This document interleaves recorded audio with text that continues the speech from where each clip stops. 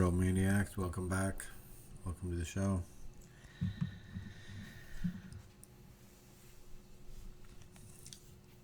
Are you ready for some more book knowledge?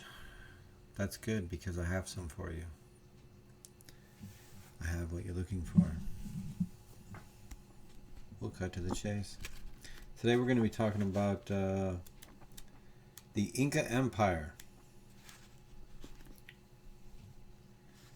It is going to blow you away. So, I'm going to read you a couple paragraphs written by the historian Charles Mann. And we're going back to a book by the name of 1491. New Revelations of the Americas Before Columbus. This is all the latest scholarship on what was going on right before Columbus arrived, because it was much vaster than we realized, because we underestimated the impact of disease. Such a small group could not have wiped out such large numbers unless the diseases wiped them out first, which is talked about extensively in the book, as is all other pertinent, interesting subjects with the Americas. However, I want to talk to you about the Inca Empire, because I didn't realize it was, at the time, the greatest empire in the world. And I'm going to read you this paragraph. In 1491, the Inca ruled the greatest empire on earth. Bigger than Ming Dynasty China, bigger than Ivan the Great's expanding Russia, bigger than Songhai in the Sahel, or powerful great Zimbabwe and West Africa tablelands, bigger than the cresting Ottoman Empire, bigger than the Triple Alliance, as the Aztec Empire is more precisely known, bigger by far than any European state. The Inca Dominion extended over a staggering 32 degrees of latitude, as if a single power held sway from St. Petersburg to Cairo. The empire encompassed every imaginable type of terrain, from the rainforest of the upper Amazon,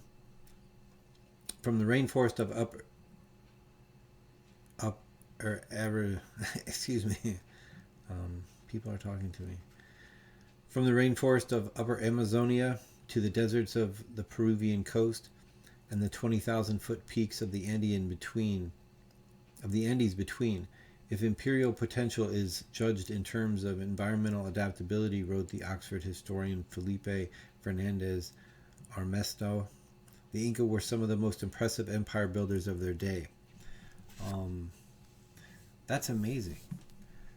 Like, I know most people have no clue. Like, just, I love how he framed that whole thing with bigger than the Ming Dynasty, bigger than expanding Russia, bigger than Ivan the Great's expanding Russia. It really puts it into perspective. You're like, oh my God, this is this huge empire, and all these lands that it ruled over. Anyways, the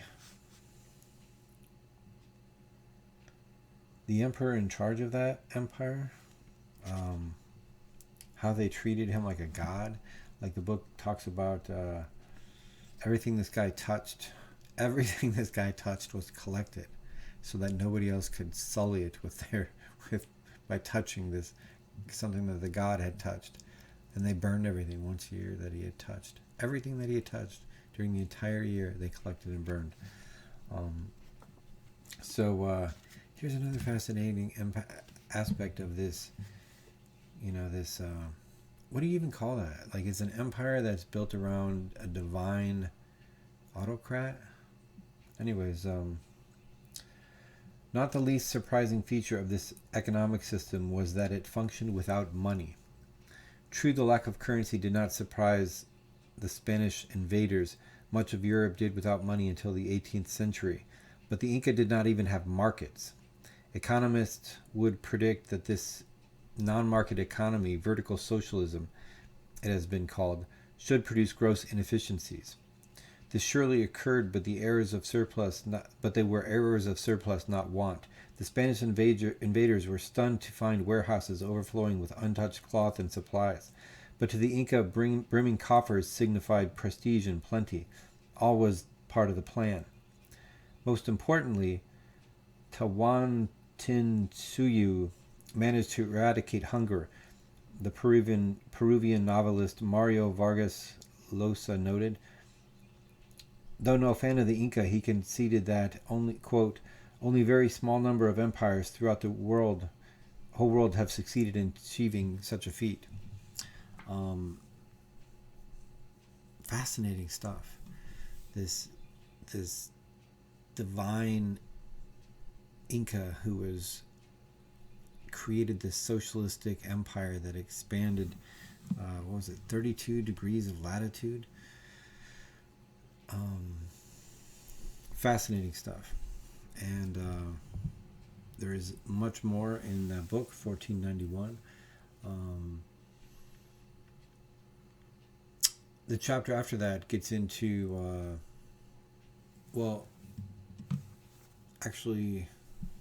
at some point after that, the book gets into how disease ravaged the empire, how there was a lot of different, like the first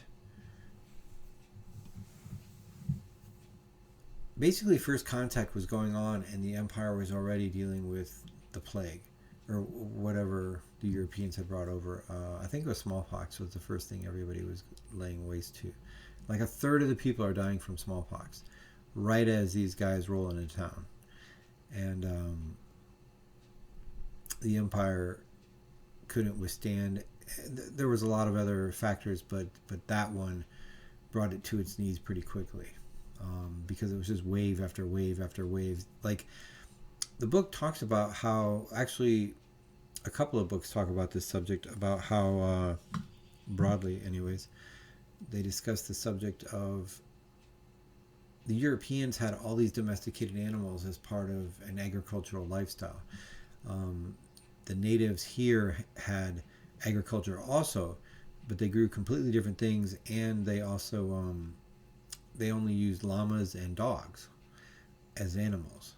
So they weren't exposed to, like all these things that jump species and the Europeans had immunity to. They were hitting up for the first time, cowpox, this pox, that pox, smallpox. And smallpox was the first of it, and that took out like a third of the people. By the time it was all said and done, 95% of the population, and I think about a dozen waves of disease over the course of a century, decimated everything down. Like they had no idea how huge it was. Like the entire Americas, the population in this book they discuss. I don't know. It's in my notes and it's not off the top of my head, but I believe it's like within 10 million. Like it's 110 million. Like if I'm wrong, I'm only wrong by up to 10 million, and that's the higher end of the estimate. I think they estimated like between 90 and 110 million was the total population of the Americas in 1491. And a lot of these wild animals got loose, or these domesticated animals got loose. The second ship, the second voyage of Columbus was the one that brought farm animals over. And things like pigs, there's always some pigs that get loose. The pigs get into the woods and have more pigs, and then all these pigs are spreading their diseases, and it precedes the Europeans. Like by the time they're showing up, the villages are already, there's all these piles of bodies burning, and everyone's left the village because it's cursed by the gods. And that apparently also factored in with conversion rates. The natives clearly saw that the Europeans were not affected by these diseases. Wow, the gods are mad at us. We've done something wrong.